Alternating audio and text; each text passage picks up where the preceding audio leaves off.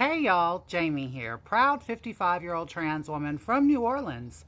So, where last I left off, me and my friends, Terry and Tracy and Baby Shamu, were at a bar called the Blacklight, and it was in North Hollywood on Western. And it was a very trans friendly bar. And there was a young lady there who had waist length blonde hair. And she had it all pulled up in a high ponytail on top of her head, and she kept slinging her hair everywhere she went in the bar the whole night. And then we were sitting at a table, me and my friends are sitting at a table, and we watch as she slings that ponytail one more time and hits this Latina girl in the face.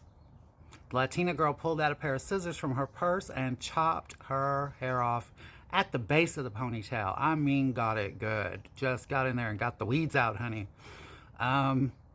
And yeah, that little girl, she had, I say little girl, she was a grown adult, but her hair fell down like a little boy's short haircut from what that girl did.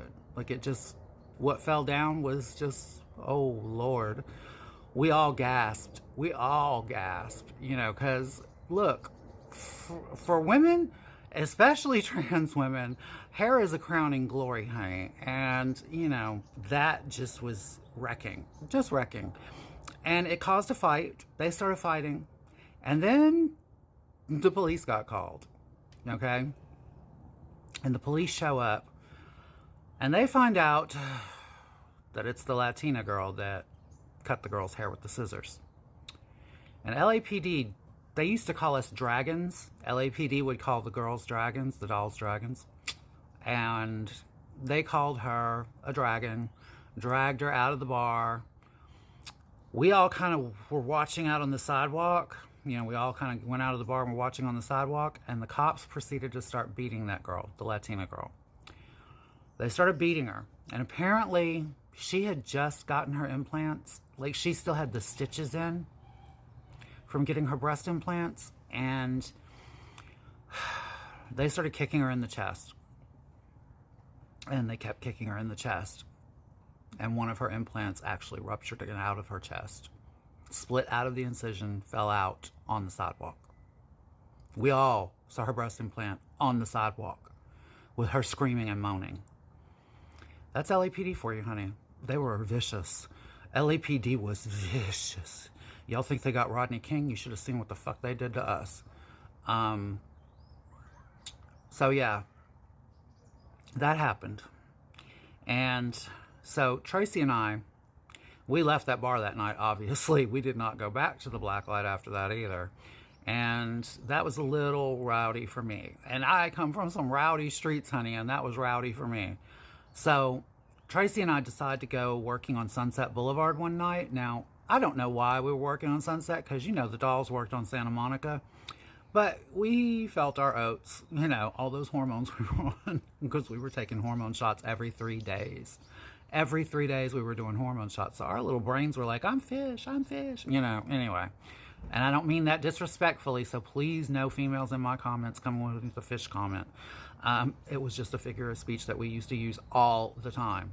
So Tracy and I are working, and we're going up and down the street, and a squad car, North Hollywood. Again, we were in North Hollywood, and we were by the Laugh Factory on Sunset Boulevard.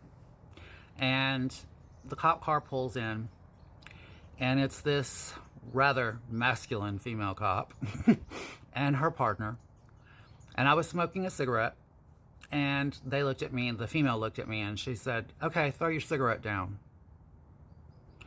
Now, I'm not stupid, okay?